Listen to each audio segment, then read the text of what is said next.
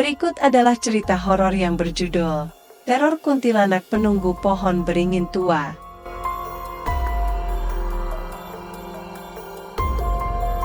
Namaku Sinta, usiaku 20 tahun. Aku dan suamiku, Denny, baru saja pindah ke sebuah desa kecil bernama Kalipuro, jauh dari hiruk-pikuk kota. Kami ingin hidup tenang, jauh dari tekanan pekerjaan dan kesibukan Jakarta. Rumah kami berada di ujung dusun, tidak jauh dari pohon beringin tua yang menjulang tinggi. Batangnya besar, akarnya menjalar kemana-mana. Di bawahnya ada sumur usang yang jarang digunakan. Hari pertama di desa, kami disambut oleh Pak Tarno, kepala dusun. Selamat datang, semoga kalian betah di sini. Aku tersenyum ramah. Terima kasih Pak.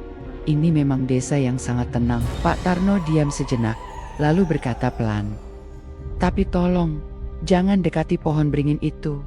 Jangan berhenti di bawahnya terlalu lama, terutama kalau sudah malam. Aku mengerutkan dahi. Kenapa begitu? Pak Tarno tidak menjawab. Ia hanya berkata, karena si penunggu tidak suka pada orang asing. Beberapa hari berlalu. Desa itu benar-benar damai. Anak-anak bermain di sawah.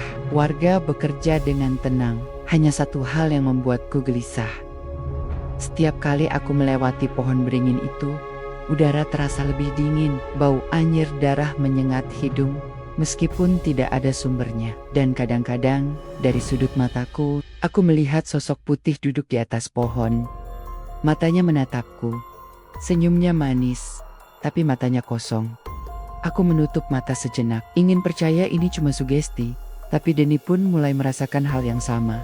Ada yang aneh di pohon itu, katanya. Suatu pagi, tadi malam, aku mimpi buruk. Ada wanita putih membawa bayi menangis di pintu rumah kita. Aku menelan ludah. Aku juga melihatnya di jalan pulang kemarin. Lalu kami bertemu Tia, gadis desa yang sedang mengambil air dari sumur di bawah pohon beringin. Ia menatap kami ragu-ragu, lalu berkata pelan, kalau kalian lihat sosok itu, maka kalian sudah dipilih. Aku dan Denny saling pandang. Deplik. Untuk apa? Tia tidak menjawab. Ia hanya pergi. Beberapa jam kemudian, kami menemui Mbah Mijan, dukun desa yang sering dimintai pendapat tentang hal-hal gaib. Kalian pasti melihatnya? Tanyanya. Aku mengangguk. Siapa dia? Mengapa ia mengikutiku? Mbah Mijan menatap kami serius. Itu kuntilanak melati, wanita muda yang meninggal saat melahirkan. Ia tidak sempat menyelamatkan janinnya, dan sejak itu ia mencari cara untuk melahirkan lagi melalui orang lain. Denny menegakkan badan. Jadi dia menargetkan kami. Mbah Mijan mengangguk pelan. Ya, karena kalian pasangan muda, karena kalian baru, dan karena kalian masih punya waktu untuk menjadi seperti dia. Aku menahan napasku. Apa maksud Bapak? Mbah Mijan menjawab. Dia butuh pengganti untuk melanjutkan penungguannya. Dan kalian adalah target terbarunya. Esok harinya, aku pergi ke pasar dan mendengar cerita dari seorang pedagang sate Madura. Seminggu lalu, saya istirahat di bawah pohon beringin itu. Lalu saya dengar suara tertawa perempuan dari atas. Padahal tidak ada siapa-siapa. Aku menatapnya. Lalu pedagang itu menelan ludah. Malam harinya, saya mimpi buruk. Ada wanita putih bonceng saya saat naik motor. Saya sampai di rumah dengan tubuh basah oleh keringat. Aku menatap lenggit-lenggit pasar. Aku tahu sekarang, ini bukan hanya cerita mistis, ini adalah teror nyata. Dan aku adalah salah satu dari targetnya. Aku tidak bisa melupakan kata-kata Mbah Mijan. Kuntilanak itu mencari pengganti, dan kalian adalah target terbarunya. Sejak percakapan itu, aku mulai merasa ada yang mengikutiku setiap kali melewati pohon beringin tua. Udara menjadi lebih jenjen. Bau anyir darah menyengat hidung meskipun tidak ada sumbernya. Dan malam itu, aku mendengarnya. Tertawa perempuan dari atas pohon. Ha, ha, ha, santai, ringan. Tapi menusuk telinga, aku menoleh cepat. Denny sedang memperbaiki genteng yang bocor di halaman belakang rumah. Ia tidak mendengar apa-apa. Aku menutup mata sejenak, lalu membaca zikir pelindung. Subhanallah, walhamdulillah, wala ilaha illallah, Walau Akbar, suara tertawa itu berhenti. Beberapa hari kemudian, Denny bertanya pada Pak Tarno saat ia lewat depan rumah, "Pak, kenapa semua orang takut pada pohon beringin itu?" Pak Tarno diam sejenak. Lalu berkata pelan, "Di sanalah Melatai Daikaber, wanita muda yang meninggal saat melahirkan. Ia mati karena ditinggal oleh keluarganya. Tidak ada yang mau ambil jenazahnya. Jadi kami hanya menguburnya di bawah pohon itu." Denny menelan ludah. "Lalu kenapa dia menjadi kuntilanak?" Pak Tarno menatap ke arah pohon beringin. "Karena janinnya tidak sempat lahir secara layak. Roh Melati tidak bisa pergi sampai bayinya juga pulang. Aku mendengarkan dari dalam rumah, dada terasa sesak. Sore itu, aku menemui Tia di sumur tua di bawah pohon beringin. Ia sedang mengambil air dengan gayung kayu. Kenapa kamu sering ke sini?" tanyaku. Ia tidak langsung menjawab. Hanya menatap pohon itu lama, lalu ia berkata pelan, "Aku punya hubungan dengan Melati. Kami satu keturunan. Nenekku adalah sahabatnya. Dan ia bilang, kalau suatu hari nanti, Melati akan mencari pengganti." Aku mengerutkan dahi. "Pengganti untuk apa?" Tia menatapku. "Untuk melahirkan lagi. Kuntilanak tidak bisa istirahat sampai ia bisa menyelamatkan janinnya. Kalau tidak, maka ia akan mencoba merebut janin dari wanita lain." Aku menahan napas. Aku baru saja menikah beberapa bulan lalu. Aku belum hamil, tapi aku mulai takut. Apakah itulah tujuan kuntilanak itu? Merebut kesempatanku untuk melahirkan? Malam harinya, Denny dan aku sedang duduk di teras rumah. Langit gelap. Engin berdiap pelan. Suara kodok di sawah terdengar samar. Tiba-tiba, dari balik pohon beringin, aku mendengar suara tangisan bayi, perlahan. Menyedihkan. Seperti jika seseorang memohon pertolongan, aku menatap Denny. "Kamu dengar itu?" Ia menggeleng. "Tidak. Aku cuma dengar angin." Aku menutup mata, lalu membaca surah An-Nas. Qul a'udzu birabbin nasi. Tangisan itu berhenti. Udara menjadi hangat. Denny menepuk bahuku. "Ada apa?" Aku menghela napas panjang. Dia mencoba menarik kuntilanak itu. Ia ingin aku menjadi seperti dia. "Esok pagi, aku menemui Mbah Mijan lagi. Ia sedang membakar menyan di depan rumahnya." "Bapak tahu cara mengusir kuntilanak itu?" tanyaku langsung. Mbah Mijan menatapku lama. Lalu berkata, "Ayah, tapi bukan dengan doa biasa. Kuntilanak itu tidak bisa pergi kalau tidak ada yang membantunya pulang." Aku mengerat-kerat otakku. "Maksud Bapak, kita harus bantu dia melahirkan?" Mbah Mijan mengangguk. "Ya, tapi caranya sulit. Karena janinnya sudah hilang. Tidak ada yang tahu di mana tulangnya." Aku menatapnya. "Lalu bagaimana caranya?" Mbah Mijan menjawab pelan, "Kamu harus masuk ke dunia rohnya. Kamu harus lihat masa lalunya. Dan kamu harus temukan tempat janin itu disimpan. Baru setelah itu, Melati bisa istirahat." Aku menelan ludah. "Dan saya harus lakukan itu sendiri?" Mbah Mijan tersenyum tipis. "Kamu bukan manusia biasa lagi. Kamu sudah dipilih. Dan kamu adalah satu-satunya yang bisa menyelamatkannya." Beberapa jam kemudian, aku pulang ke rumah. Denny menyambutku dengan tatapan khawatir. "Kamu baik-baik saja?" Aku mengangguk. "Ayah, cuma, aku harus tahu lebih banyak tentang Melati. Aku harus bantu dia pulang." Denny menatapku. "Jangan nekat. Aku takut kehilangan kamu." Aku tersenyum tipis. "Kalau aku tidak lakukan ini, maka kamu juga tidak aman." Dia tidak hanya mencari wanita. Dia mencari siapapun yang bisa memberinya. "Pai." Denny diam sejenak. Lalu berkata, "Kalau begitu, aku akan temani kamu. Aku tidak akan biarkan kamu sendirian." Aku menatap matanya. "Terima kasih." Saat senja menjelang, kami berdua pergi ke pohon beringin. Di bawahnya, udara semakin dingin. Bau minyak wangi dan anyir darah bercampur. Aku menyalakan lilin kecil yang kubawa, menyiramkan air doa ke tanah di sekitar pohon, lalu mulai membaca zikir penuntun arwah. "Ya Allah, Tuhan yang Maha Pengasih lagi Penyayang, bimbinglah jiwa yang tersesat, izinkan mereka pulang, agar tidak ada lagi yang menderita." Angin mulai bertiup liar, daun-daun berguguran, lalu dari balik pohon, bayangan putih muncul. Melati, matanya kosong, wajahnya pucat, tapi ia tersenyum manis. "Akhirnya ada yang peduli padaku." Aku menegakkan badan. "Saya ingin bantu Anda. Saya ingin Anda pulang."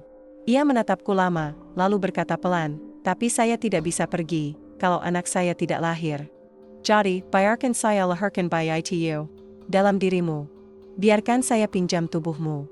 Aku menutup mata, menarik napas panjang, lalu berkata, Saya tidak akan biarkan itu terjadi. Malam itu, aku bermimpi buruk. Aku berada di dalam pohon beringin, sendirian, di sana. Melati duduk di atas akar besar, menangis pelan. Saya hanya ingin melahirkan, aku menatapnya. Saya tahu. Tapi Anda tidak bisa gunakan tubuh saya untuk itu. Menatapku sedih. Tapi kalau tidak, maka saya akan terus menunggu, di sini, selamanya. Aku menatap langit-langit kayu usang di kontrakan sore itu. Aku tahu sekarang, aku harus masuk ke dunia gaib itu. Aku harus temukan janin yang hilang, agar Melati bisa pulang, dan agar aku tidak menjadi penggantinya. Aku tidak bisa tidur semalaman. Bayangan Melati dan suara tangisan bayi terus terngiang-ngiang dalam pikiranku.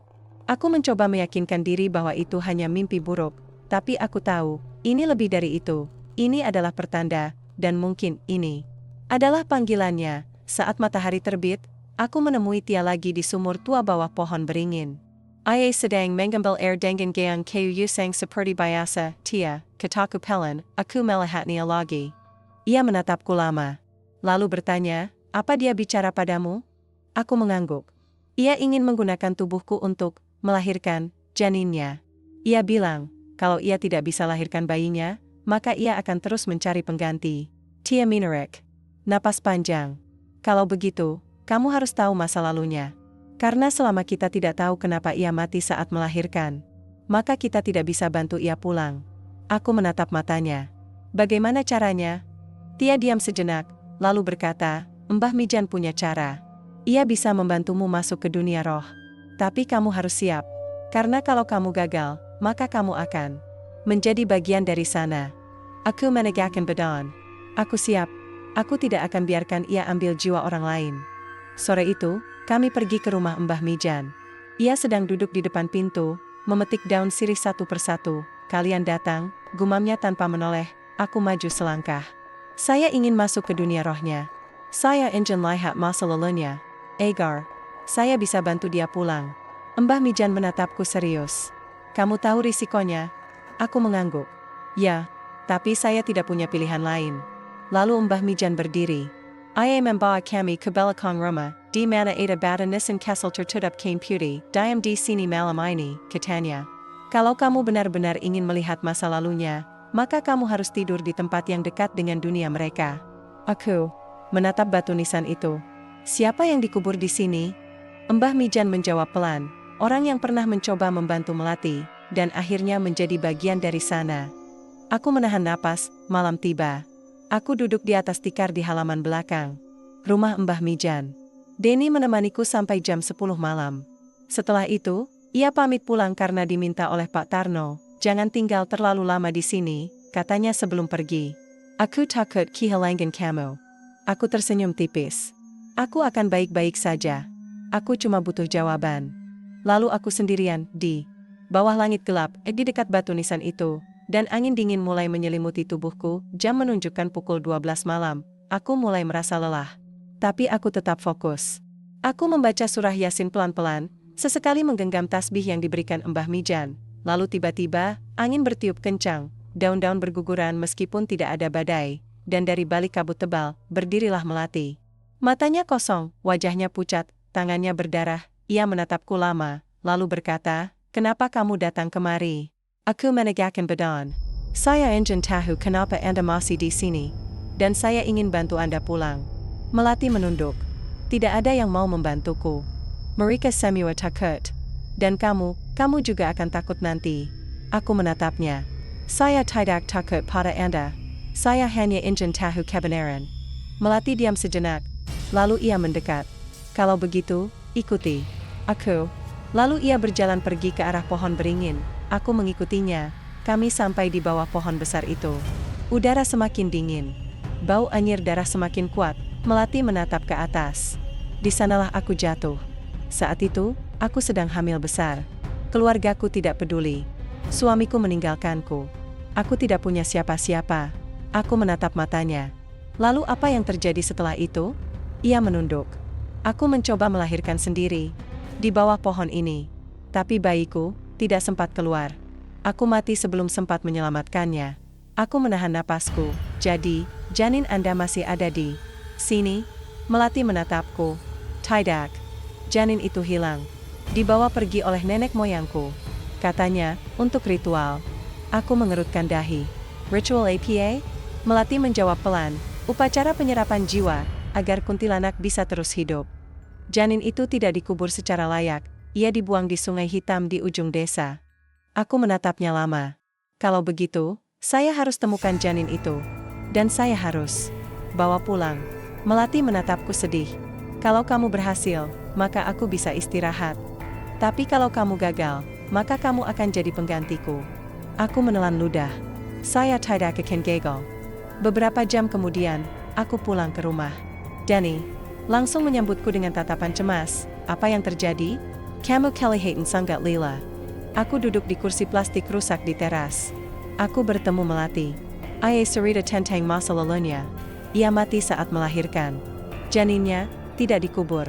Ayah dibuang ke sungai hitam. Danny mengerat-kerat otaknya. Jadi, kita harus ke sana. Aku menatapnya. Ya, kita harus temukan tulang janin itu. Baru setelah itu, Melati bisa pulang. Danny menatapku lama. Dan kalau kamu gagal, aku menjawab pelan, maka aku akan menjadi miliknya. Malam itu, aku bermimpi lagi. Aku berada di bawah pohon beringin, sendirian, tapi dari balik akar besar. Suara tangisan bayi terdengar lagi. Ibu, tolong aku menoleh cepat di sana. Melati duduk di atas akar, menatapku dengan pandangan sedih. Kamu baik sekali, tapi kamu tidak akan bisa pulang. Karena kamu sudah masuk ke dunia ini. Aku terbangun, basah oleh keringat, dan di cermin kamar mandi refleksiku tampak normal. Tapi di sudut cermin, ada bekas sidik jari basah, milik wanita hamil. Aku tahu sekarang, aku bukan hanya menyelidiki hantu, aku mulai menjadi bagian dari dunia itu. Aku tidak bisa tinggal diam. Setelah bertemu Melati dan mendengar kisahnya, aku tahu satu hal, janinnya harus ditemukan. Kalau tidak, maka ia akan terus menunggu. Dan mungkin aku akan menjadi penggantinya. Sore itu, aku dan Danny pergi ke sungai hitam yang disebut oleh Melati. Tempat itu berada di ujung desa, jauh dari pemukiman warga. Jalannya sempit, dipenuhi semak-semak liar. Di sepanjang jalan, bau tanah basah menyengat hidung. Kamu yakin ini tempat yang benar? Tanya Danny ragu-ragu. Aku mengangguk. Ayah, aku mimpi tentangnya semalam. Ia tunjukkan jalannya. Kami akhirnya sampai. Sungai itu tampak tenang, tapi airnya gelap seperti tinta. Tidak ada ikan. Tidak ada serangga. Hanya sunyi, di tepi sungai, ada batu besar dengan ukiran aneh, tulisan Arab campur Jawa kuno, dan di atas batu itu, bekas darah kering masih tersisa. Aku membuka Al-Quran dan mulai membaca surah Yasin, Ya Asin. Wa Al-Quranil Hakim, angin. Bertiup pelan. Daun-daun berguguran meskipun tidak ada badai. Lalu dari balik kabut tipis yang naik dari permukaan sungai, bayangan kecil muncul, seorang bayi kecil berbaju putih, tenggelam dalam air hitam. Matanya kosong. Tangannya mencoba meraih udara, aku ingin lari. Ingin tutup mataku. Tapi aku tahu, ini adalah janin Melati. Aku menatapnya lama, lalu berkata pelan, kamu harus pulang. Danny menepuk bahuku. Ada apa? Kamu melihat sesuatu? Aku mengangguk. Ya, bayi itu. Janin Melati. Ia masih di sini. Lalu dari arah belakang, suara bisikan terdengar, pulanglah, biarkan kami istirahat. Aku menoleh cepat, tidak ada siapa-siapa, hanya angin yang bergerak perlahan. Dengan izin Mbah Mijan, kami kembali ke sungai itu malam hari. Kami membawa lampu senter, air doa, dan tasbih Kiai Jafar. Mbah Mijan memberiku satu nasihat, kalau kamu berhasil ambil tulang janin itu, maka Melati bisa pulang. Tapi kalau gagal, maka janin itu akan ikutimu. Dan kamu akan hamil dalam roh. Aku menatap matanya. Saya siap.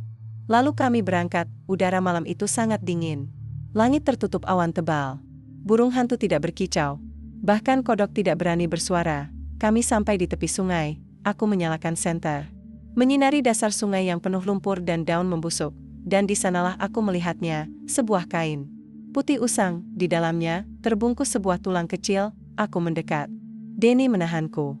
Jangan buru-buru. Ini pasti jebakan. Aku menghela napas. Ini adalah bagian dari kisahnya. Aku harus ambil.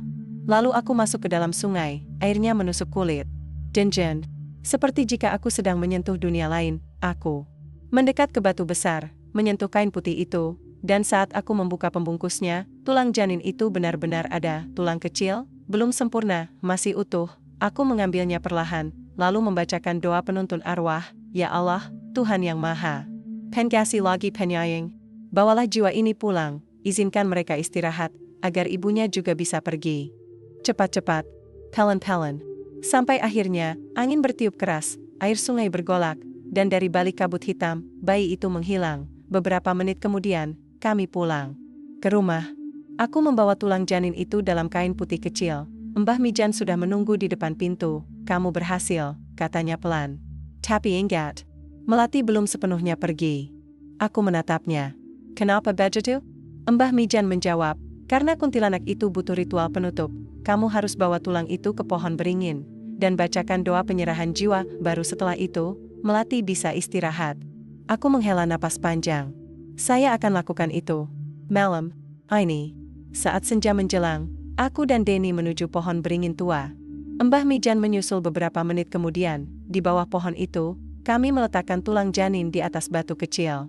Lalu aku mulai membaca zikir penutup. Wallahu Akbar, la haula wala quwata illa billah. Angin bertiup lebih kencang, daun-daun berguguran, dan dari atas pohon, Melati turun perlahan. Matanya tidak lagi kosong, tapi penuh kerinduan. "Kamu baik sekali, kamu bawa anakku pulang. Sekarang, saya bisa istirahat." Aku menatapnya. "Ya, tapi kamu harus pergi. Tidak bisa tinggal di sini lagi." Melati menunduk. "Aku percaya padamu, Sinta. Karena itu, aku tidak akan ganggu kamu lagi." Lalu ia menatapku dengan pandangan lembut. "Tapi ingat satu hal, aku bukan kuntilanak pertama yang mencari pengganti.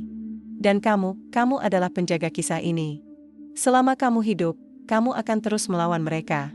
Lalu ia menghilang dalam kabut putih. Setelah itu, udara di desa terasa lebih ringan. Bau anyir darah menghilang.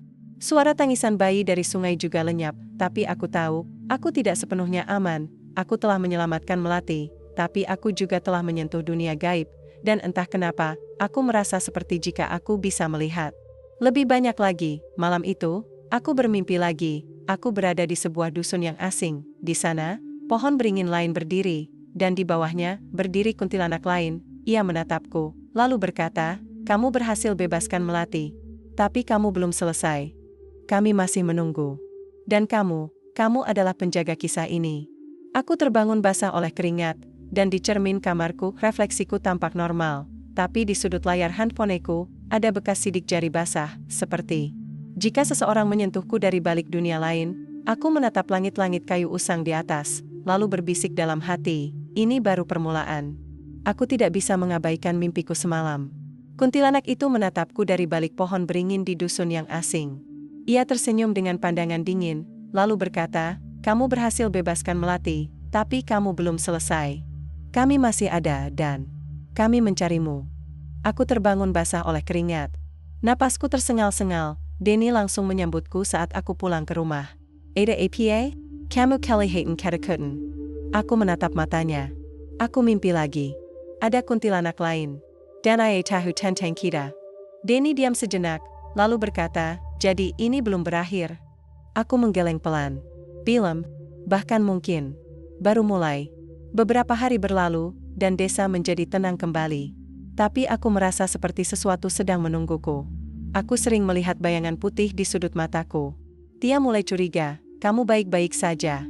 Tanyanya saat kami bertemu di pasar. Aku menghela napas. "Ya, cuma lelah. Tapi aku merasa seperti jika ada yang mengikutiku." Tia menatapku lama. Lalu ia berkata pelan, "Aku dengar cerita dari nenekku. Katanya, setiap kali satu kuntilanak pergi, maka akan muncul yang baru. Karena dunia gaib itu butuh penunggu." Aku mengerutkan dahi. "Penangguhan take pa?" Tia menjawab, "Untuk menjaga agar roh-roh ibu yang mati saat melahirkan tetap punya tempat tinggal." Aku menelan ludah. "Lalu kenapa mereka memilihku?" Tia menatapku prihatin. "Mungkin karena kamu sudah masuk ke dunia mereka. Kamu telah menyentuh tulang janin Melati. Dan itu membuatmu bisa melihat yang lain." Sore itu, aku menemui Mbah Mijan di depan rumahnya. Ia sedang membaca doa dalam bahasa Arab campur Jawa kuno. "Bapak tahu kalau ini belum selesai?" tanyaku langsung. Mbah Mijan menatapku tanpa kejut. "Ayah, aku juga merasakan. Pohon beringin itu sudah kosong. Tapi ikatannya belum rusak sepenuhnya." Aku menatapnya. "Ada kuntilanak baru?" Mbah Mijan menghela napas panjang. Ya, dan dia mencari jalan pulang juga. Aku menegakkan badan. Kalau begitu, saya harus bantu dia. Mbak Mijan menggeleng pelan. Tidak semudah itu. Kali ini, kuntilanak itu tidak akan bicara. Ia hanya akan menyerang. Karena ia tidak ingin pulang, ia ingin terus mencari pengganti. Aku menatap matanya. Kenapa dia tidak mau pulang? Mbah Mijan menjawab, karena ia dibunuh secara sadis, janinnya dicabut, ia dikubur tanpa doa, dan ia tidak percaya pada manusia lagi. Aku menahan napas, siapa namanya? Mbah Mijan menatapku dalam-dalam. Ranti, wanita yang meninggal di tangan suaminya sendiri. Katanya, ayah hamil anak orang lain. Padahal itu tidak benar. Aku menatap langit-langit kayu usang di atas. Lalu, di mana dia sekarang? Mbah Mijan menjawab, di dusun seberang sana, di bawah pohon randu besar, tempat yang sama seperti pohon beringin. Dan ia sudah menunggumu. Beberapa jam kemudian, aku kembali ke pohon beringin tua. Aku membawa tulang janin melati dan doa penuntun arwah. Aku meletakkan tulang itu di bawah pohon, lalu mulai membaca surah Al-Falah, Qul a'udzu birabbil falaq. Engin bertiup pelan. Kabut naik dari tanah. Lalu dari balik akar besar, suara tangisan wanita terdengar. Terima kasih, itu adalah suara melati. Ia menatapku dari kejauhan. Kamu selamatkan aku, sekarang, aku bisa istirahat. Tapi ingat, ada yang lain di luar sana. Lalu ia menghilang. Esok paginya, Denny menemaniku ke dusun seberang. Tempat yang disebut Mbah Mijan. Di sana, sebuah dusun kecil dengan banyak pohon randu. Salah satunya sangat besar. Menjulang tinggi. Di bawahnya, ada bekas air yang menggenang. Ini dia, kataku pelan. Denny menatapku ragu. Apa kamu yakin? Aku mengangguk. Ya, aku bisa rasakan sesuatu di sini. Beberapa saat kemudian, kami bertemu Pak Tarno di tepi sawah. Kalian kesini untuk apa? Tanyanya curiga. Aku menatapnya. Kami cari kebenaran. Ada kuntilanak. Baru di dusun ini, ya? Pak Tarno diam sejenak, lalu berkata, iya. Nama besarnya Ranti. Suaminya bunuh dia karena cemburu. Padahal ia hamil besar. Ia tidak sempat melahirkan. Dan sejak itu, ia mencari gantinya. Aku menatapnya. Bagaimana cara membawanya pulang? Pak Tarno menggeleng. Tidak semua kuntilanak mau pulang. Beberapa ingin terus marah. Ingin terus mencari korban. Aku menegakkan badan. Saya harus mencoba. Malam harinya, aku kembali ke dusun seberang. Mbah Mijan menemaniku kali ini.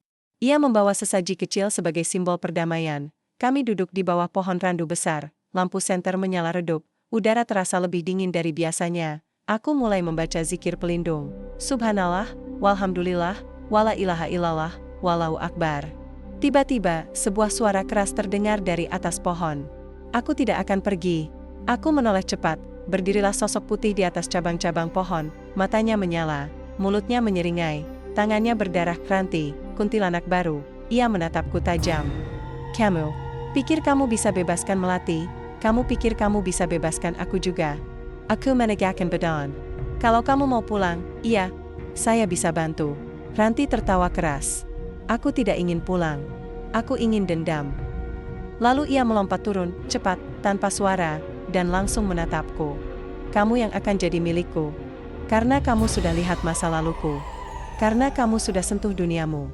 Karena kamu adalah penjaga kisah itu. Dan kamu akan menjadi bagian dariku. Aku mundur pelan. Mbah Mijan langsung membacakan mantra penahan. Jangan lihat matanya. Tutup mata kamu. Aku menutup mataku. Mulai membaca surah Ar-Rahman.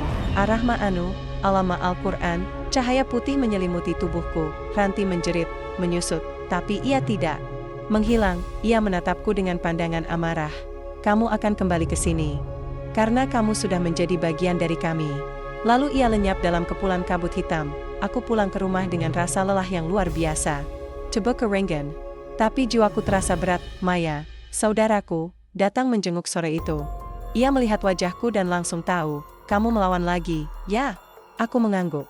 Dan aku gagal. Maya menatapku prihatin. Tapi kamu masih hidup. Itu artinya, kamu masih punya waktu. Aku menatap langit-langit kontrakan. Waktu untuk apa? Maya menjawab pelan, untuk melawan. Untuk menyelamatkan jiwa-jiwa yang tersesat. Seperti kamu lakukan pada Melati. Aku menarik napas panjang. Tapi Ranti tidak ingin pulang. Ia ingin dendam. Maya menepuk bahuku. Kalau begitu, kamu harus bantu ia merasakan kedamaian, agar ia lupa pada kemarahan. Aku menatapnya. Bagaimana caranya? Maya tersenyum tipis. Dengan iman, dengan doa, dan dengan hati yang peduli. Beberapa hari berlalu, aku tidak bisa tidur nyenyak. Bayangan Ranti terus terngiang-ngiang. Setiap kali aku menutup mata, ia muncul. Kamu akan jadi milikku. Karena kamu sudah melihat masa laluku. Karena kamu sudah masuk ke duniamu. Dan karena kamu adalah penjaga kisah ini. Aku menutup telinga, membaca zikir pelindung, tapi kali ini, zikirku tidak cukup kuat, bayangan itu tidak menghilang. Suatu malam, aku bermimpi lagi, aku berada di bawah pohon randu besar, sendirian. Di sana, Ranti duduk di pangkalku, menatapku, menunggu. Kamu tidak bisa lari. Karena kamu sudah melihatku. Dan karena kamu adalah penjaga kisah ini. Selama kamu hidup, aku juga tidak akan hilang. Aku terbangun, dan di cermin kamarku, refleksiku tampak normal. Tapi di belakangku, ada bekas sidik. Jari basah, seolah-olah seseorang menyentuh bahuku dari belakang. Aku tahu sekarang, aku tidak bisa tinggal diam. Aku harus lanjutkan perjalanan ini. Aku harus bantu Ranti pulang, sebelum ia ambil jiwaku. Aku tidak bisa lagi mengabaikan kenyataan bahwa aku telah menjadi bagian dari dunia mereka. Setiap kali aku menutup mata, bayangan Ranti muncul, sosok kuntilanak baru yang penuh amarah dan dendam. Aku pulang ke rumah dengan kepala pusing. Danny langsung menyambutku di depan pintu. Kamu kelihatan sangat lelah, katanya sambil memegang bahuku. Aku tersenyum tipis. Aku melihatnya lagi. Ranti, ia tidak ingin pulang. Ia hanya ingin dendam. Danny menatapku lama. Kalau begitu, kita harus tahu masa lalunya. Agar kamu bisa bantu ia merasakan kedamaian. Sore itu, Mbah Mijan membawaku ke arsip desa tua. Tempat itu adalah sebuah gudang kecil yang penuh dengan dokumen usang dan foto-foto lama. Di sini ada catatan tentang Ranti, kata Mbah Mijan sambil menyerahkan satu berkas padaku. Aku membuka dokumen itu perlahan, isinya membuatku terdiam. Nama, Ranti, 23 tahun, status, ibu rumah tangga, tanggal kejadian, 17 Oktober 2009, ditemukan tewas di bawah pohon randu besar, diduga dibunuh oleh suaminya sendiri.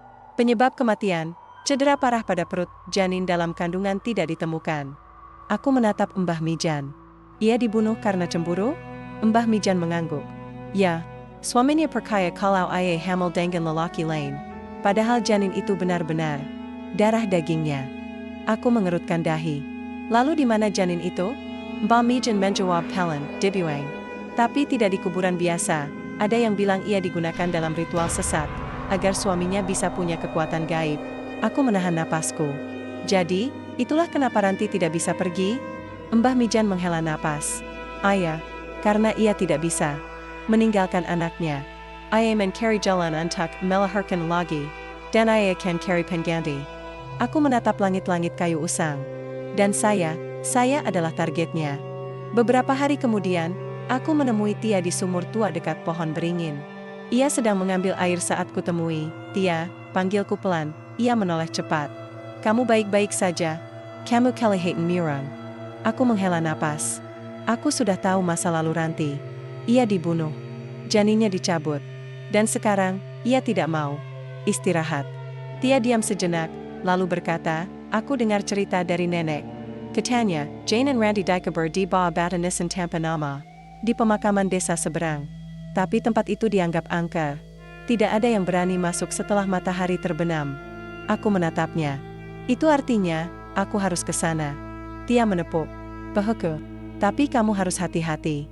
Ranti tidak seperti Melati. Ia tidak percaya manusia. Ia hanya percaya pada dendam. Malam itu, aku dan Denny pergi ke pemakaman desa seberang. Tempat itu sunyi. Hanya suara angin yang berbisik di antara pepohonan randu. Kami mencari kuburan tanpa nisan. Setelah beberapa menit, kami menemukannya, sebuah lubang kecil di tengah makam. Tua di atasnya, tertulis satu kalimat, di sini istirahat jiwa yang tidak sempat lahir. Aku menutup mata, ini adalah tempat janin Ranti. Aku mulai menyiram air doa ke kuburan itu. Lalu membaca surah Yasin. Wa Al-Quranil Hakim, udara semakin hangat. Bau anyir darah menghilang. Tapi tiba-tiba, bayangan putih muncul Ranti. Matanya menyala. Mulutnya menyeringai. Tangannya penuh goresan, ia menatapku dingin. Kenapa kamu gangguin aku? Dia milikku, aku tidak akan biarkan dia pergi. Aku menegakkan badan. Anakmu harus punya tempat yang layak. Ia tidak bisa tinggal di dunia ini selamanya. Ranti mendekat. Dan kamu pikir kamu bisa bawa dia pulang? Kamu pikir kamu bisa ambil semua dari aku? Aku tidak mundur. Saya hanya ingin memberinya ketenangan. Supaya Anda juga bisa pulang. Ranti tertawa keras. Pulang? Aku tidak. Punya rumah lagi, suamiku bunuh aku, keluargaku tidak peduli. Aku hanya punya dendam. Dan aku butuh pengganti. Aku menatapnya lurus. Saya tidak akan jadi penggantimu. Saya bukan ibu yang sedang hamil. Saya masih punya waktu untuk hidup. Ranti menatapku lama.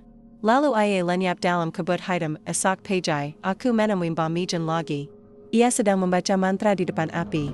Kecil, bagaimana? Tanyanya. Aku memberinya berkas dokumen tentang Ranti. Saya harus temukan janinnya. Tapi ia tidak ingin pulang. Ia hanya ingin dendam. Mbah Mijan menatapku serius. Kalau begitu, kamu harus bicara pada rohnya. Bukan cuma baca doa. Kamu harus ajak ia merasakan perdamaian. Aku bertanya, bagaimana caranya? Mbah Mijan menjawab, ceritakan padanya kebaikan, bacakan doa-doa penuntun, dan tunjukkan bahwa tidak semua manusia buruk. Karena kalau ia percaya padamu, maka ikatannya akan rusak. Aku menatap matanya. Saya akan lakukan itu. Malam ini, saat senja menjelang, aku kembali ke dusun seberang.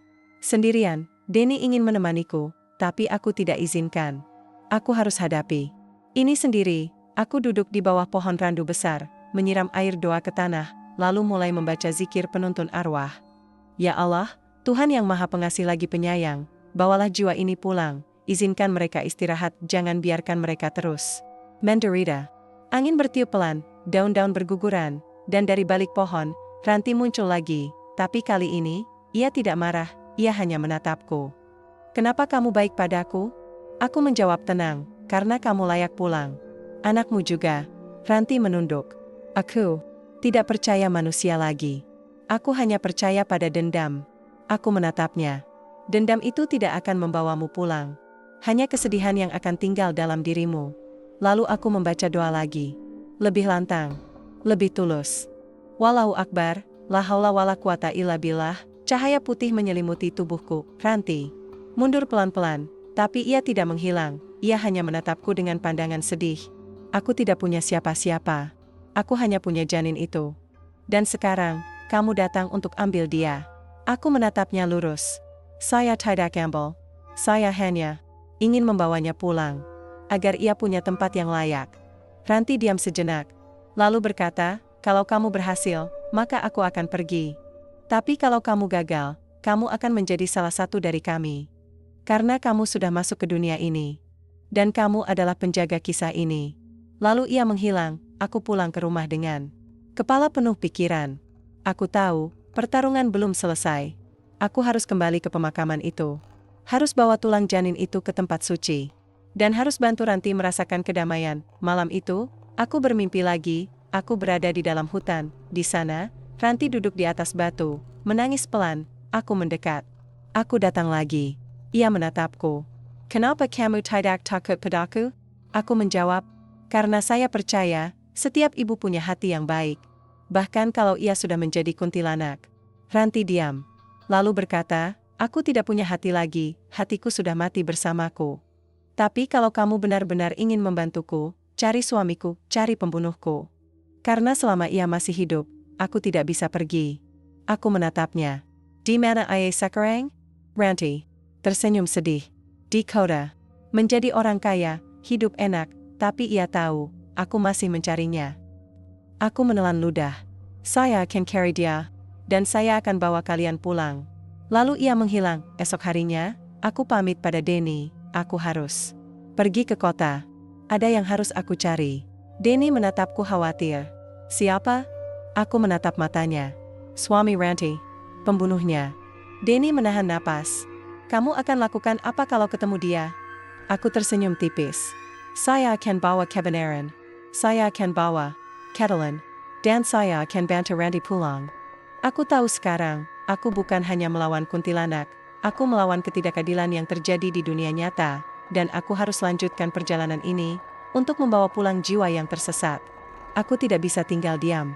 Setelah mendengar kisah Ranti dan mengetahui bahwa ia tidak bisa pulang selama suaminya masih hidup, aku memutuskan untuk pergi ke kota. Ranti harus punya keadilan, dan janinnya juga. Aku pamit pada Denny pagi itu. Ia tidak setuju, tapi akhirnya mengerti. Kalau kamu benar-benar percaya ini adalah jalanmu, maka aku akan doakan kamu. Aku tersenyum tipis. Terima kasih. Aku akan segera kembali. Lalu aku naik bus kecil dari terminal desa. Tujuanku adalah sebuah kota di Jawa Tengah, tempat terakhir kali suami Ranti dikabarkan tinggal, namanya Suryo. Di kota, aku mencari informasi tentang Suryo dengan susah payah. Aku bertanya pada tetua pasar, pada tukang ojek, bahkan pada satpam lama di kompleks perumahan elit, hingga akhirnya, aku menemukan alamatnya, sebuah rumah besar di ujung jalan, pagar tinggi, banyak anjing penjaga, dan di halaman belakang, ada pohon randu besar. Aku mengerat-kerat otakku. Kenapa pohon itu ada di sana?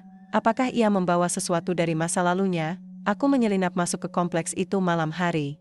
Dengan bantuan catatan lama dari Mbah Mijan, aku membawa zikir pelindung dan air doa sebagai bekal. Dari balik pagar, aku melihat Suryo sedang minum teh di teras rumah. Ia tampak tua. Matanya sayo. Tubuhnya mulai lemah, tapi sorot matanya masih dingin. Ia seperti jika sedang menunggu sesuatu. Aku menatapnya dari kejauhan, lalu tiba-tiba, dari sudut halaman belakang, seorang wanita putih berdiri diam, menatap Suryo Ranti. Aku menahan napasku. Ia masih mengikutinya, masih menunggu. Aku langsung membaca surah Al-Falaq, Qul a'udzu birabbil falaq. Cepat-cepat, pelan-pelan.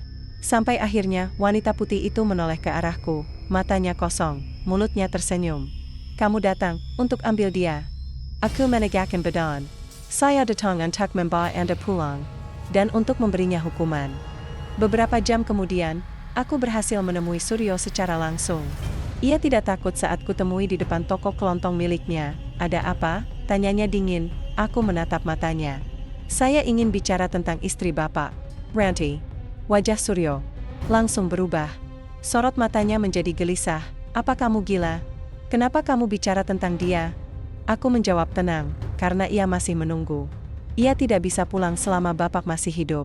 Suryo mengepal tinju. Diap hengkianat. Hamil dengan lelaki lain. Aku hanya membela diri. Aku mengerutkan dahi. Itu tidak benar. Janin itu darah daging Bapak. Ayah dabina tanpa bakti yang pasti. Suryo menatapku tajam. Bagaimana kamu tahu semua ini? Aku menunjukkan foto Ranti yang kubawa. Saya sudah melihatnya. Di pohon randu di dusun seberang. Ia masih menunggu. Masih mencari kebenaran. Beberapa saat kemudian, Suryo menolak percakapan.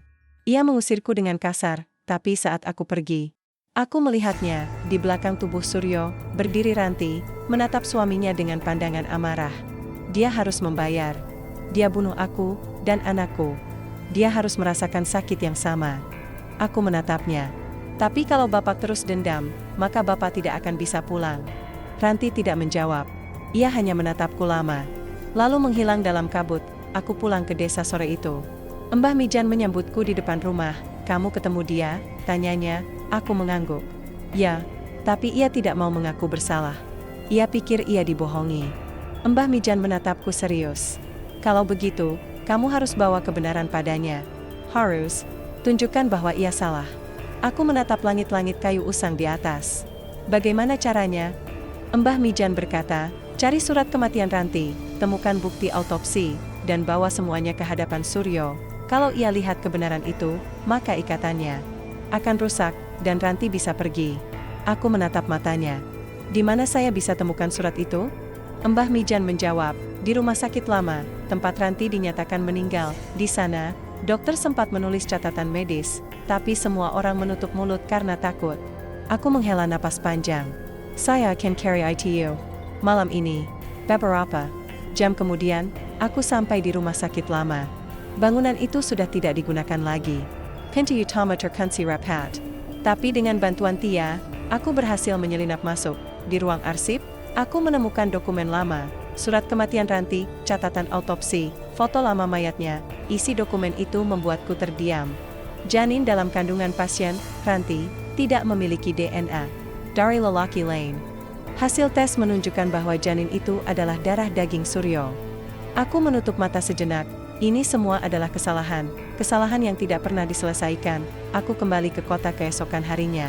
Aku menemui Suryo lagi. Kali ini, ia sedang minum kopi di warung kecil dekat tokonya. Aku meletakkan dokumen itu di mejanya. Silakan baca, kataku pelan. Ia mengerat-kerat otaknya. Lalu membuka dokumen itu. Beberapa detik kemudian, wajahnya berubah, putih, tubuhnya gemetar. Ini tidak mungkin. Aku menatapnya lurus. Ini nyata. Anak itu adalah darah daging Bapak. Istri Bapak tidak bersalah. Ia hanya ingin melahirkan bayi itu. Tapi Bapak menghancurkan segalanya. Suryo menutup dokumen itu cepat. Ini pasti rekayasa. Aku menegakkan badan. Kalau Bapak tidak percaya, maka lihatlah ke belakang. Suryo menoleh cepat, dan di sanalah ia berdiri, Ranti, matanya penuh amarah, tapi kali ini, ia tidak sendirian. Di belakangnya, sosok bayi kecil berdiri, menatap Suryo dengan pandangan sedih. Ayah, kenapa kamu tidak percaya padaku? Suryo menjerit keras. Tidak. Ini tidak mungkin. Ia mencoba lari, tapi dari segala arah bayangan kuntilanak lain muncul. Para ibu yang mati saat melahirkan, yang juga dicurigai bersalah oleh suami mereka, yang juga tidak sempat pulang, semuanya menatap Suryo. Kamu bukan satu-satunya. Kamu adalah bagian dari ketidakadilan itu. Dan kamu harus rasakan akibatnya. Lalu mereka menyeretnya pergi. Aku tidak tahu kemana ia dibawa, tapi esok pagi, Suryo tidak pernah kembali ke tokonya. Aku pulang ke desa Kalipuro dengan kepala penuh pikiran. Aku berhasil menemukan kebenaran. Aku berhasil membawa janin itu pulang. Tapi aku juga melihat sesuatu yang membuatku merinding. Saat Suryo menghilang, Ranti tidak langsung pergi. Ia menatapku lama, lalu berkata, "Terima kasih, Sinta, kamu baik sekali. Tapi kamu tidak bisa lari dari kami. Karena kamu adalah penjaga kisah. Ini. Selama kamu hidup, kamu akan terus bertemu kami." Lalu ia menghilang. Malam itu, aku bermimpi buruk. Aku berada di dalam hutan. Di sana, banyak kuntilanak berdiri berjejer. Semua wanita muda, semua hamil besar. Salah satunya maju selangkah. Kamu bebaskan Melati, kamu bebaskan Ranti. Tapi masih banyak dari kami yang menunggu. Dan kamu adalah penjaga kisah itu. Kami akan datang padamu, sampai semua kami pulang. Aku terbangun basah oleh keringat, dan di cermin kamarku refleksi diriku normal. Tapi di sudut layar handphoneku, ada bekas sidik jari basah, seolah seseorang menyentuhku dari dunia lain. Aku menatap langit-langit kayu usang. Aku tahu sekarang, ini belum selesai. Aku baru saja memulai perjalanan panjang, untuk membawa pulang semua ibu yang tersesat. Aku tidak bisa tidur nyenyak setelah kejadian di kota. Setiap kali mataku tertutup, bayangan Ranti dan janinnya terus terngiang-ngiang dalam mimpi. Ia tidak lagi menatapku dengan amarah, tapi dengan rasa syukur, dan meskipun ia akhirnya pergi, aku tahu satu hal, ini belum selesai. Beberapa hari setelah pulang dari kota, aku mulai merasakan sesuatu yang berbeda. Aku sering melihat bekas air di lantai, padahal tidak hujan. Di cermin kamarku, refleksiku kadang ditemani sosok putih samar di belakangku. Aku menatap Denny suatu pagi. Aku masih merasakan mereka. Ia menepuk bahuku. Mereka sudah pergi. Ken? Aku menghela napas. Ranti pergi.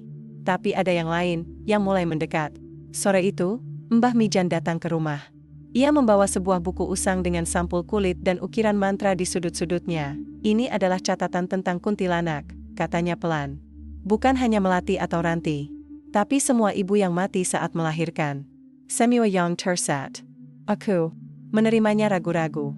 Kenapa Bapak kasih ini pada saya? Mbah Mijan menatapku serius. Karena kamu adalah penjaga kisah mereka. Dan selama kamu hidup, kamu akan terus bertemu mereka.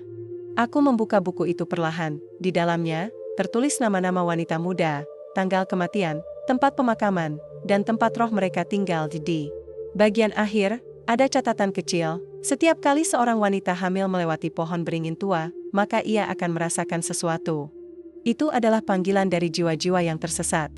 Dan kalau wanita itu baik, maka ia bisa menjadi penjaga kisah mereka. Aku menatap Mbah Mijan. Jadi, ini semua karena saya masih muda dan hamil? Mbah Mijan mengangguk pelan. Ya, kuntilanak.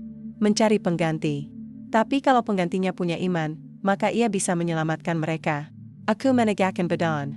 Lalu siapa selanjutnya? Mbah Mijan membuka halaman baru dalam buku itu.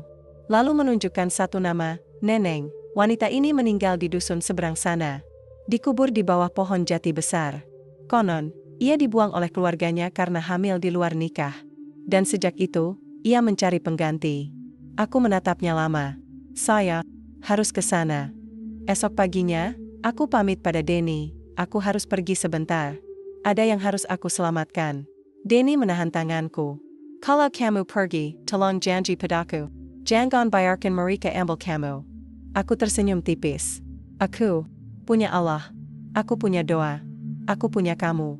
Lalu aku pergi. Perjalanan ke dusun seberang memakan waktu 2 jam. Jalannya sempit. Pohon-pohon menjulang tinggi. Angin bertiup pelan tapi menusuk tulang. Aku akhirnya sampai di dusun itu. Pohon jati besar berdiri di tengah-tengah desa. Di bawahnya ada batu nisan tanpa nama. Aku menatap batu itu lama. Lalu kutemukan bekas goresan di permukaannya. Seolah-olah seseorang mencoba keluar dari dalam. Aku menemui kepala dusun setempat. Ia tampak gelisah saat kutanyakan tentang Neneng. Kami tidak bicara tentang dia, katanya dingin. Dia dikubur tanpa doa. Keluarganya malu padanya. Aku menatap matanya. Tapi ia tetap manusia. Ia punya hak untuk istirahat. Kepala dusun diam sejenak. Lalu berkata, kalau kamu benar-benar ingin masuk ke dunia itu, pergilah ke pohon jati besar. Tapi ingat, kalau kamu gagal, maka kamu akan menjadi miliknya. Aku mengangguk. Saya siap. Malam menjelang. Aku duduk di bawah pohon jati besar. Aku membawa air doa, zikir penuntun arwah, dan foto Neneng yang kutemukan dari arsip desa. Aku mulai membaca surah Yasin, Ya Asin. Wa Al-Quranil Hakim. Angin bertiup liar, daun-daun berguguran, dan dari balik akar besar bayangan putih muncul. Neneng, matanya kosong. Wajahnya pucat. Tangannya gemetar. Ia menatapku dengan pandangan sedih. Kenapa kamu datang kemari? Aku menegakkan badan. Saya ingin bantu Anda pulang. Saya ingin Anda lepaskan dendam itu. Neneng menunduk. Aku tidak punya dendam. Aku hanya ingin melahirkan. Aku menatapnya. Janin Anda tidak bisa lahir secara fisik. Tapi ia bisa pulang. Bersama Anda. Neneng menatapku. Bagaimana caranya? Aku membacakan zikir penuntun arwah. Ya Allah, Tuhan yang Maha Pengasih lagi penyayang, bawalah jiwa ini pulang. Izinkan mereka istirahat, jangan biarkan mereka terus tersesat. Cahaya putih menyelimuti tubuhku, udara hangat menyusup masuk, dan Neneng mulai menangis. Aku tidak pernah punya kesempatan, aku menatapnya. Saya tahu, itu sebabnya saya datang. Lalu dari balik akar pohon jati, sebuah boneka kecil basah muncul. Boneka itu seperti jika dibuat dari kain usang dan darah kering, menyeramkan, tapi juga menyedihkan. Aku menatapnya. Itu, anak Anda? Neneng mengangguk pelan. Ai tidak sempat lahir. Aku hanya bisa membuat boneka ini sebagai simbol bahwa ia pernah ada. Aku mengambil boneka itu dengan tangan gemetar, menyiramnya dengan air doa, lalu melanjutkan zikirku. Wallahu Akbar, la haula wala quwata illa billah. Cahaya putih semakin kuat, Neneng mulai memudar, lalu ia menatapku. Terima kasih, kamu orang pertama yang peduli. Semoga kamu tetap aman, karena kamu adalah penjaga kisah ini. Selama kamu hidup, kamu akan terus melawan. Lalu ia menghilang. Beberapa menit kemudian, angin redup, udara hangat menyelimuti, bau anyir darah menghilang. Aku membawa boneka itu pulang. Dan di desa, aku membakarnya dalam ritual kecil bersama Mbah Mijan. Api biru menyala dari dalam abu, seolah sesuatu dari dunia lain ikut terbakar. Beberapa hari berlalu. Desa kembali tenang, tapi aku merasa seperti ada yang hilang dalam diriku. Aku mulai melihat sosok putih di sudut mataku. Aku mendengar suara tangisan bayi dari dalam mimpiku. Dan suatu malam, aku bermimpi buruk. Aku berada di bawah pohon besar, sendirian. Di sana, Melati, Ranti, dan Neneng berdiri berjejer. Mereka menatapku. Kamu telah membawa kami pulang. Kamu telah menyelamatkan jiwa kami. Tapi kamu juga tidak bisa kembali seperti sebelumnya. Karena kamu adalah penjaga kisah ini. Dan kamu adalah pelawan terakhir kami.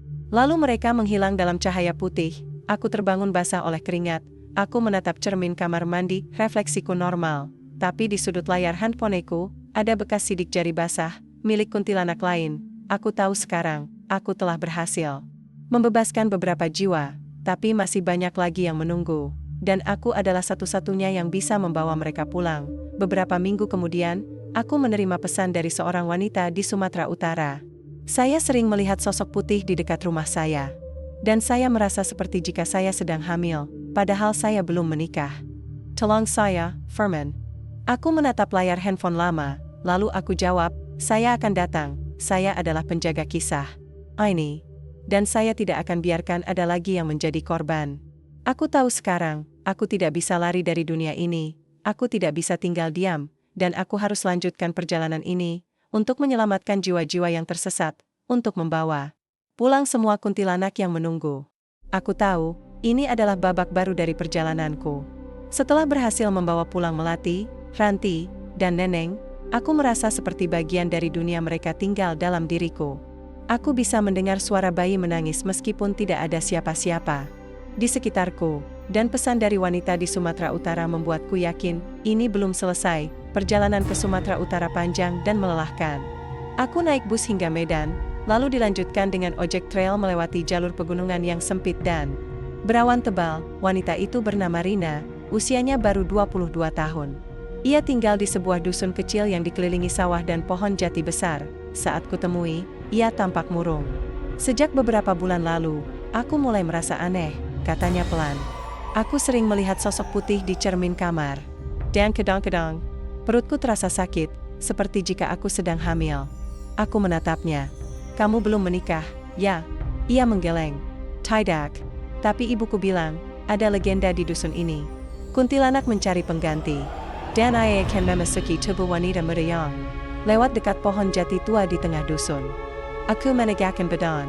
Itu artinya, kamu adalah targetnya. Beberapa jam kemudian, aku dan Rina pergi ke pohon jati besar itu. Tempat yang sama seperti pohon beringin di desa Kalipuro, tinggi menjulang, akarnya menjalar, dan di bawahnya terdapat batu nisan tanpa nama di sana, kata Rina. Banyak orang bilang itu makam kuntilanak. Aku menatap batu itu lama. Lalu kutemukan sesuatu di celah-celah kayu, sebuah foto lama, wanita muda berbaju putih, matanya kosong, dan di belakangnya tertulis satu kalimat, namaku Sinta. Aku juga tersesat. Aku adalah penjaga kisah ini. Dan aku adalah korban berikutnya. Aku menelan ludah, ini bukan hanya tentang kuntilanak, ini tentang diriku sendiri. Malam itu, aku bermimpi lagi. Aku berada di bawah pohon jati besar, sendirian. Lalu dari balik kabut, sosok kuntilanak muncul. Ia berambut panjang. Matanya menyala-nyala. Tangannya berdarah, ia menatapku. Kenapa kamu datang? Aku menjawab, saya ingin bantu Anda pulang. Seperti saya lakukan pada yang lain. Ia tersenyum tipis. Tapi kamu sudah menjadi salah satu dari kami. Karena kamu sentuh dunia ini, karena kamu lihat masa lalu mereka, dan karena kamu adalah penjaga kisah ini. Aku menatapnya. Siapa Anda? Ia menjawab pelan, aku adalah Sinta. Wanita yang hilang 10 tahun lalu. Aku mengeret-keret otakku, aku juga punya nama Sinta, dan aku juga baru saja masuk ke dunia ini. Apakah ini pertanda? Bahwa aku akan menjadi seperti mereka? Bahwa aku akan tertinggal dalam roh? Esok paginya, aku menemui dukun desa setempat. Namanya Mbah Dalijo, seorang tokoh spiritual tua yang dikenal di dusun. Ada apa denganmu? Tanyanya saat aku duduk di ruang tamunya. Aku memberinya foto dari batu nisan. Apa Bapak kenal wanita ini? Mbah Dalijo menatap foto itu lama. Lalu ayah berkata pelan, ayah, itu adalah Sinta. Ia menghilang 10 tahun lalu. Kanan, ayah dibunuh oleh keluarganya sendiri. Mereka malu padanya karena ia hamil di luar nikah. Lalu ia dikubur di bawah pohon jati besar. Aku menahan napasku. Jadi, ia masih menunggu? Mbah Dalijo mengangguk. Ya, ia butuh pulang. Tapi ia juga mencari gantinya. Karena itulah cara kuntilanak bertahan. Aku menatap matanya. Lalu bagaimana caranya agar ia bisa benar-benar istirahat? Mbah Dalijo menjawab, kamu harus temukan tulang janinnya. Ia dikubur terpisah dari ibunya. Kalau kamu berhasil bawa pulang janin itu, maka ikatan Sinta akan rusak. Dan ia bisa pergi. Aku menatapnya. Tapi kalau gagal? Mbah Dalijo diam sejenak. Kalau gagal, maka kamu akan menjadi miliknya. Janin itu akan tinggal dalam dirimu. Dan kamu akan jadi kuntilanak berikutnya. Aku menelan ludah. Saya siap. Sore itu, aku dan Rina menuju pemakaman tua di pinggiran dusun. Mbah Dalijo memberi petunjuk bahwa janin Sinta dikubur di sana, di dalam lubang kecil, tanpa nisan. Setelah mencari cukup lama, kami menemukan bekas gundukan tanah kecil. Aku mulai menggali perlahan. Denny, yang akhirnya menyusulku, menemaniku, dari dalam tanah, aku menemukan kain putih usang, di dalamnya, tulang-tulang kecil janin itu, anak Sinta. Aku menyiramnya dengan air doa, lalu mulai membaca surah Yasin, Ya Asin. Wa Al-Quranil Hakim, angin bertiup pelan, daun-daun berguguran, dan dari balik pohon jati besar, bayangan putih muncul. Sinta, ia menatapku lama. Kamu, mirip denganku. Aku menjawab pelan, saya ingin membawa Anda pulang. Saya ingin Anda dan anak Anda bisa istirahat. I tersenyum sedih. Tapi aku takut.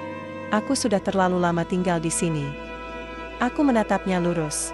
Tidak semua yang tinggal lama di dunia ini bisa terus tinggal di sini. Ada tempat yang lebih baik. Untuk Anda. Lalu aku lanjutkan zikirku. Wallahu Akbar, la haula wala quwata illa billah. Cahaya putih menyembur dari dalam tanah, bayangan hitam mengelilingi kami, tapi cahaya itu melindungi kami. Sinta menatapku lama, lalu berkata, aku percaya padamu. Karena kamu adalah bagian dariku. Kamu adalah penjaga kisah ini. Dan kamu adalah harapan bagi yang tersat.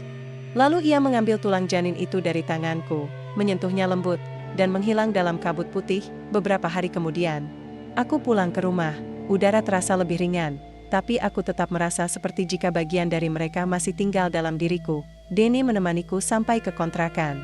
Ia menatapku lama, kamu baik-baik saja. Aku tersenyum tipis. Ya, tapi aku tahu satu hal, aku tidak akan pernah sepenuhnya bebas dari mereka. Malam itu, aku bermimpi lagi, aku berada di tengah hutan. Di sana, banyak kuntilanak berdiri berjejer, semua wanita muda, semua hamil besar. Salah satunya maju selangkah, wajahnya tidak terlihat jelas. Kamu telah bebaskan mereka. Tapi kamu juga semakin dekat dengan kami, karena kamu adalah penjaga kisah ini. Dan suatu hari nanti, kamu akan menjadi salah satu dari kami. Aku terbangun basah oleh keringat, dan di cermin kamarku refleksiku tampak normal. Tapi di sudut layar handphoneku, ada bekas sidik jari basah, seperti jika seseorang menyentuhku dari balik dunia lain. Aku tahu sekarang, aku telah berhasil membebaskan mereka, tapi aku juga telah menjadi bagian dari dunia itu. Dan entah kenapa, aku merasa seperti jika aku tidak bisa lari dari takdir ini. Beberapa minggu berlalu, aku menerima pesan dari seorang ustadz di Kalimantan. Di sini, ada kasus mirip, seorang wanita muda diteror oleh kuntilanak di bawah pohon randu. Ia merasa seperti jika ia sedang hamil, padahal ia belum menikah. Kami butuh bantuanmu. Aku menatap layar handphone lama, lalu jawab, saya akan datang, saya adalah penjaga kisah ini. Dan saya tidak akan biarkan ada lagi yang menjadi korban. Aku tahu sekarang, aku tidak hanya melawan kuntilanak, aku melawan ketamakan manusia, aku melawan pengabaian nyawa, dan aku melawan nasib yang sama mungkin akan menimpaku. Aku menutup mata sejenak, menarik napas panjang. Aku harus pergi ke Kalimantan, aku harus bantu wanita itu, agar ia tidak menjadi penggantiku, agar ia tidak menjadi penjaga kisah. Aini, aku tahu, ini adalah perjalanan terakhirku. Setelah berhasil membawa pulang Melati, Ranti, Neneng, dan Sinta, aku tidak bisa lari dari takdirku. Aku adalah penjaga kisah mereka, dan aku juga adalah salah satu dari mereka. Perjalanan ke Kalimantan lebih panjang dari yang sebelumnya. Aku naik pesawat hingga Pontianak, lalu dilanjutkan dengan mobil menyusuri jalur dusun yang sempit dan penuh kabut. Desa itu bernama Sumber Damai, sebuah dusun kecil yang dikelilingi sawah dan hutan randu. Wanita yang memintaku datang bernama Lila, usia baru 19 tahun. Ia tinggal di rumah neneknya karena keluarganya menolaknya setelah ia hamil tanpa suami. Sejak beberapa minggu lalu, aku mulai melihat sesuatu. Katanya saat kami bertemu di halaman belakang rumah neneknya. Apa yang kamu lihat? Tanyaku. Iya. Menjawab Pelen, bayangkan putih di sermon.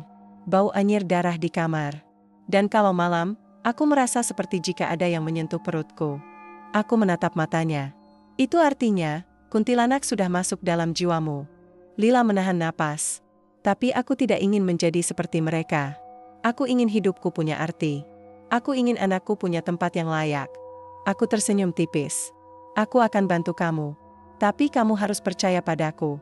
Malam itu, Mbah Dalijo, dukun desa di Kalimantan, membantuku mempersiapkan ritual penuntun arwah. Kali ini berbeda, katanya serius. Kuntilanak yang menjekiramu bukan cuma satu. Mereka semua ada dalam dirimu. Aku menatapnya. Jadi, mereka ingin aku menjadi salah satu dari mereka. Mbah Dalijo menggenggak.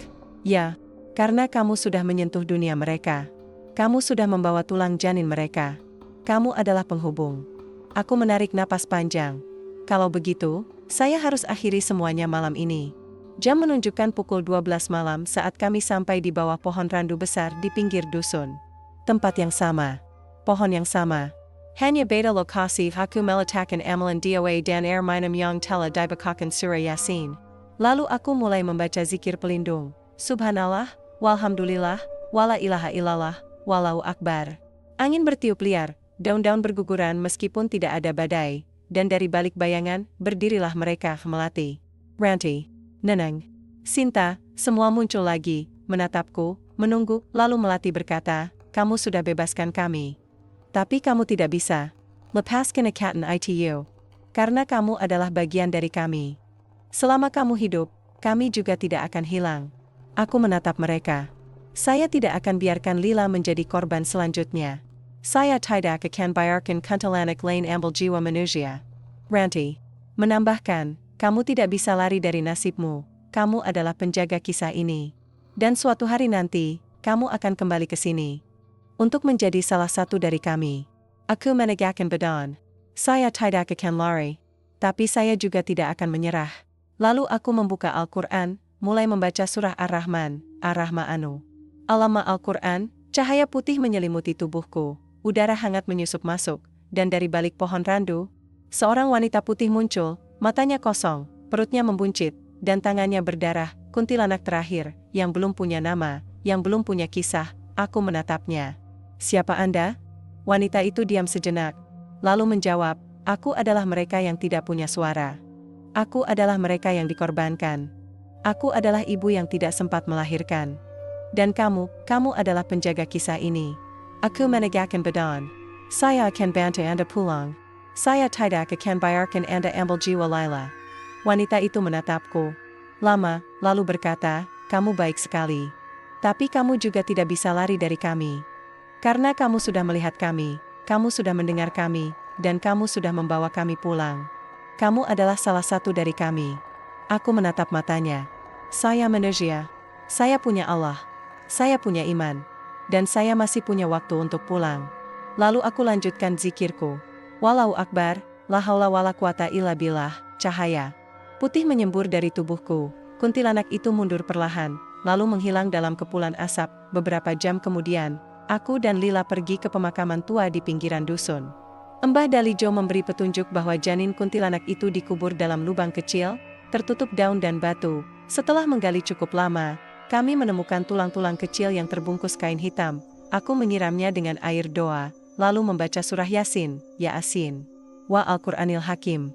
Janin itu mulai memancarkan cahaya, bukan dari dunia gaib, tapi dari ketenangan yang akhirnya didapatkannya. Aku menatap Lila. Ini dia. Ini adalah janin yang mencoba masuk ke dalam dirimu. Lila menatap tulang itu dengan mata berkaca-kaca. Apa? Aku harus pegang? Aku menggeleng. Tidak. Cukup lihat. Dan percaya bahwa ia akan istirahat. Lalu aku membaca doa penyerahan jiwa, Ya Allah, Tuhan yang Maha Pengasih lagi Penyayang, Bawala mereka pulang, izinkan mereka tenang, jangan biarkan mereka tersesat. Cepat-cepat. Pelan-pelan. Sampai akhirnya, angin berhenti, udara hangat menyelimuti. Dan dari balik pepohonan randu, kuntilanak terakhir itu menghilang, bersama kabut putih yang membumbung ke langit. Esok pagi, Lila datang ke kamarku dengan wajah lega. Aku tidak lagi merasa sakit di perut, katanya pelan. Dan aku tidak melihat mereka lagi. Aku tersenyum tipis. Syukurlah, itu artinya mereka sudah pulang. Laila menatapku. Tapi kamu kelihatan sangat lelah. Aku menghela napas. Karena aku sudah terlalu dekat dengan dunia mereka.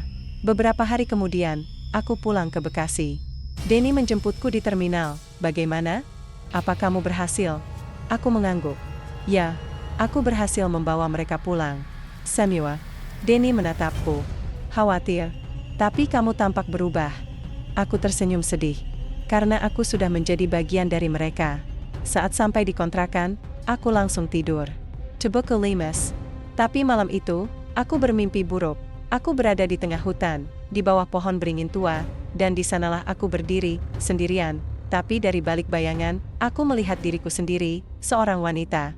Berbaju putih, matanya kosong, perutnya membuncit, dan tangannya basah oleh darah. Akhirnya, kamu pulang. Kamu adalah penjaga kisah ini. Dan sekarang, kamu adalah bagian dari kami. Aku menatap refleksiku sendiri. Saya masih manusia. Saya masih punya Allah. Wanita itu tersenyum. Kamu benar, tapi kamu juga tidak bisa lari dari masa depanmu. Lalu ia menghilang. Pagi itu, aku bangun dengan rasa aneh. Aku menatap cermin kamar mandi, refleksiku normal. Tapi di sudut cermin, ada bekas sidik jari basah, milik kuntilanak. Atau mungkin, milik diriku sendiri. Aku pergi ke warung depan desa sore itu. Maya dan Denny sudah menungguku. Kamu baik-baik saja? Tanya Maya, aku mengangguk. Ya, aku berhasil membawa mereka pulang. Lagi, Maya menatapku prihatin. Tapi kamu kelihatan kosong. Aku menatap langit-langit kayu usang di atas. Aku tidak bisa lari dari mereka. Aku sudah menjadi bagian dari dunia itu. Denny menepuk bahuku. Tapi kamu masih hidup. Masih punya kita. Masih punya iman. Aku tersenyum tipis. Semoga benar begitu.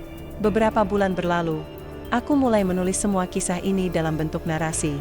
Aku ingin semua orang tahu bahwa kuntilanak bukan hanya hantu biasa. Mereka adalah roh para ibu yang tersesat, yang tidak sempat menyelamatkan janinnya. Aku ingin dunia tahu bahwa ketidakadilan bisa membuat roh tidak tenang, dan bahwa iman adalah tameng terbaik melawan dunia gaib. Suatu malam, aku menerima pesan dari seorang ustadz di Aceh. Di sini, ada kasus mirip, seorang wanita muda diteror oleh kuntilanak. Ia merasa seperti jika ia sedang hamil. Padahal ia belum menikah. Apakah kamu bersedia datang? Aku menatap layar handphone lama, lalu jawab, saya akan datang, saya adalah penjaga kisah ini.